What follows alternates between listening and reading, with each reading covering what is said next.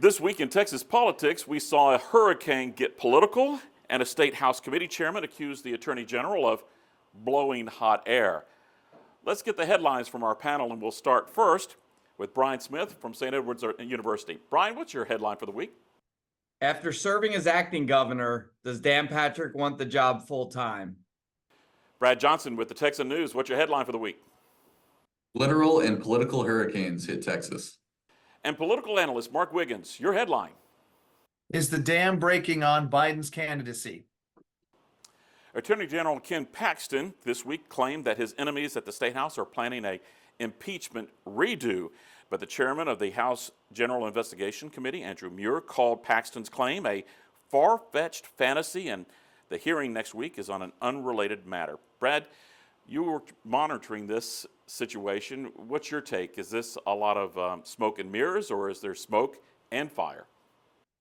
Oh no, it's a lot of smoke and mirrors. There's absolutely nothing to the belief that it's about Paxton. The committee announced it was going to meet earlier this month, set for next week. There are a few standing tasks in front of the committee, and it's going to be one of those things that they address.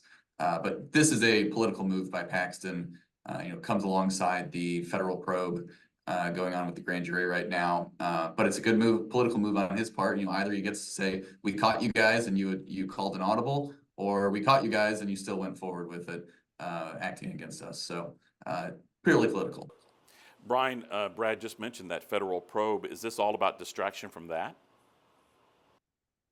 It is a lot of distraction, trying to get the headlines off of the probe onto something else. Paxton knows the last impeachment was a disaster for the House, a win for him, but nobody's going to go through with impeachment as the fall elections are approaching. They're still trying to mend the fences from the primary. So smoke and mirrors with a little bit of distraction on the side.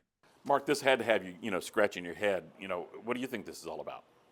I mean, Paxton is right to be afraid. After he campaigned against the House incumbents, it wouldn't be outside the realm of possibility for those who survived to want to exact a price. And what we know is after the Senate acquitted his impeachment, it sounds like now the noose may be tightening under the federal investigation, and a conviction could tear that scar wide open.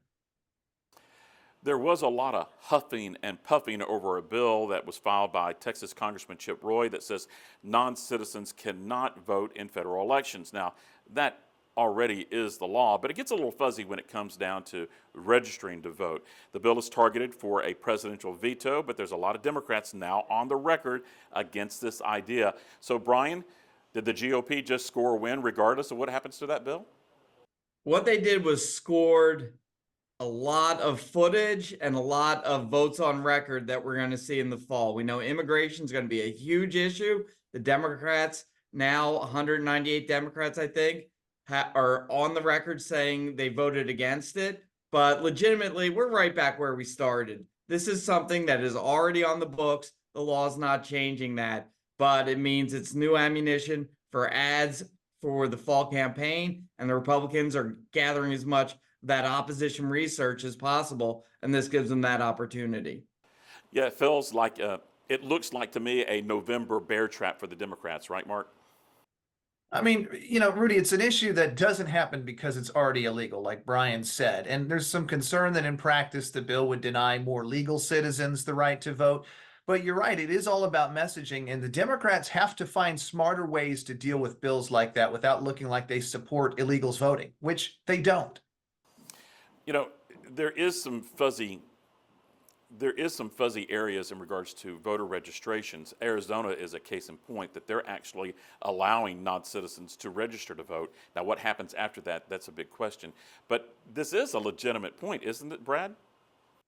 Yeah, it seems like the bill would create a more active requirement than the current passive one in law. But yeah, it's still illegal to vote as a non-citizen. But ultimately, yes, the substantive part of this is the hit Democrats will take in November on it.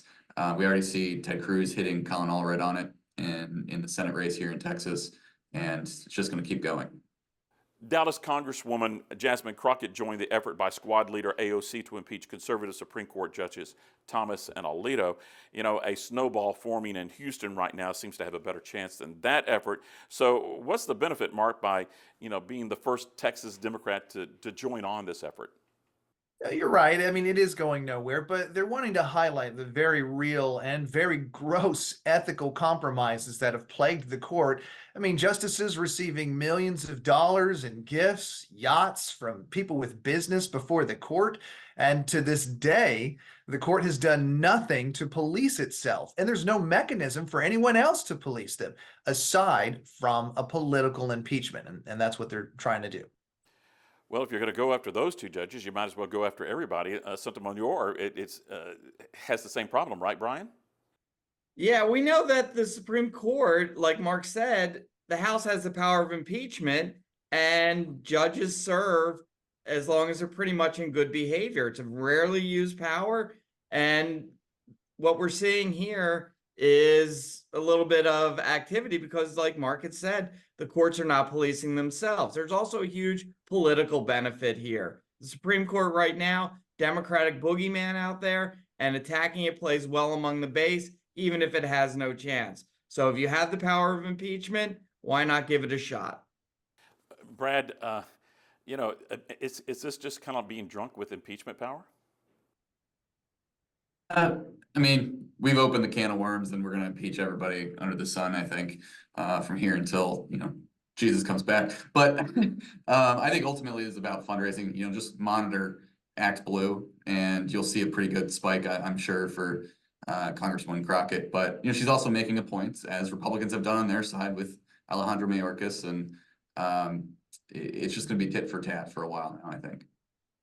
A new political poll has come out by the University of Houston. The Trump campaign still has a 9-point lead on Team Biden. There's no bump by the trials. There's no bump from the big debate that took place, and no bump for RFK Jr., who was hoping to get at least a blip out of this. So, Brad, are you surprised by that, or are you more surprised that, Colin Allred kind of has closed the gap on Ted Cruz? Not surprised on the presidential race. Crosstabs in this one and most other polls that we've seen have shown almost everyone has already decided one way or the other on these two candidates at the top of the ticket. I think it is notable that Allred is polling a lot tighter than other polls we've seen. Texas Politics Project has it over a 10-point race. So a lot of variety there. But I think the biggest takeaway here is Allred's undecided numbers are pretty high and remain pretty high. So that's ground to gain for him, but also ground to lose. What's your read on this, Brian?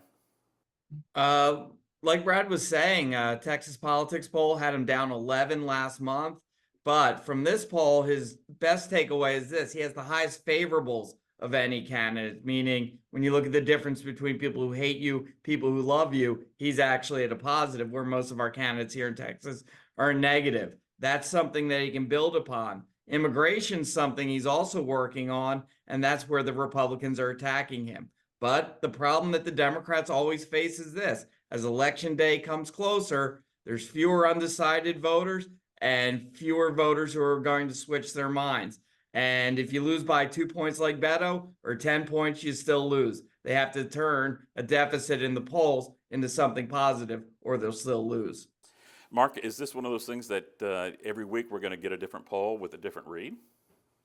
I think what we're looking at is most Texans still don't know who Colin Allred is. I'd suggest that the poll results here are more reflective of where Texans are on Ted Cruz. It's good for Allred. It suggests some room for growth, like Brad said. And we also haven't really seen the Republican messaging come out and aggressively try to define Allred yet. Back to Biden, I mean, it's clear the campaign is still in an existential crisis. The polls have gotten worse since the debate. Democrats are asking whether Biden is the most effective messenger in an election that they are hoping to make a referendum on Trump. The campaign seems pretty resistant to outside criticism, but I'll be interested to see what happens if and when donors, and I mean large donors and small donors, start signaling that they're no longer on board. And, we know campaigns run on money, so that could be what finally triggers a decision. A little off, staying on that topic, and let's go with it. We got the conventions coming up, and I'll just ask you guys your read on this. Are we looking at an open convention coming up for the Democrats in August? Brad, what's your gut? I mean, I think we're seeing a very real political brawl going on behind the scenes over this. More and more congressional members in the Democratic Party are coming out saying Biden needs to step aside. I think it's a big question mark. You know, if you would have asked me a week ago, I said there's no way Biden's going to be tossed aside. Now I think it's a much bigger potential, but still, you know, power of incumbency and the power of the status quo will pull towards him quite a bit. But you know, it's getting tighter by the day. Yeah, I agree. Last month I was going, there's no way that there's going to be an open convention for the Democrats. Now, you know, I'm not quite sure. Maybe next week we're going to, you know, have the signs for that. What do you feel, Brian? Back to the old school open convention? We hadn't had that in a while. Well, it's up to the Democratic Party to set the rules for how you're going to get somebody who has the most delegates off of the ballot. And in 2016, one of the reasons Donald Trump wins is Bernie Sanders voters stayed home. They were angry at the process. So if the Democrats are going to do this, they have to make it as open and transparent as possible, because if you anger some key constituents or supporters, that's how you get a second Trump presidency. Does that save the donors? Does an open convention bring the donors back in, Mark, or does it really just alienate everybody and it just craters? You know, I think once there is a candidate, once there is a final decision and a candidate selected, I think that you're going to see both the big donors and the small donors come back to support whoever that candidate ends up being. But, you know, again, it's going to be something that could definitely determine what ultimate decision the Biden campaign makes. Hurricane Beryl got political. Earlier in the week, President Biden claimed that federal aid was slow to get to Texas because he wasn't able to reach Governor Greg Abbott or other state leaders after the storm hit. Abbott and the lieutenant governor and Chief Nim Kidd storming back, calling the president a liar. Brian, you know, there's a lot of pushback into all this, and it all comes at a time in regards to the president's mental capacity. So does it all play into that? Yeah, I was really surprised that Biden went after Texas and Patrick. Patrick never backs down from a fight, and he's not on the ballot. You're trying to go and defeat Donald Trump. Anytime fighting with Dan Patrick means less time going after Donald Trump, and then also Joe Biden have to go and defend his actions in the public.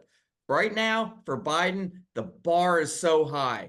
Any what I'm doing right now, any small mistake, flub, miscue is going to raise questions about his capability for office. If Joe Biden just flubbed like that, people would be going crazy. Anything larger than a small little malapropism is going to be devastating for the president, because we're focusing everything in on that mental acuity. And I was just really surprised that he went after Texas, and Dan Patrick's loving this. Yeah, kind of looking for a fight in the wrong alleyway, right, Mark? Well, we know Patrick relishes in this sort of a fight. And the fact is, the governor was on the other side of the globe when a hurricane hit the state's largest city. Chain of command is supposed to go to the lieutenant governor, who acknowledged he did wait a minute before making the formal ask. But we've seen it in past disasters. Politicians aren't afraid to make federal aid political when the White House and the governor are from different parties. And, you know, I just think that's an unfortunate commentary on the state of our politics. You know, you would think that they had learned with the Katrina situation between George Bush and the leadership there in Louisiana, right, Brad? Yeah, I mean, it just comes down to political fighting, and I think this is among the lesser instances, though, showing problems with the president's mental capacity. But one thing, it was kind of an own goal, because it took a little bit of the heat off Abbott for not being here in the States when this disaster struck. You know, a lot of the media was hitting the governor on it, still is, but now it's kind of shrouded in this political fight between war of words between, you know, top executives. All right, let's wrap it up with one word, and we'll start off with Mark. Mark, what's your word for the week? Decision. Outages. Center point. And that is This Week in Texas Politics.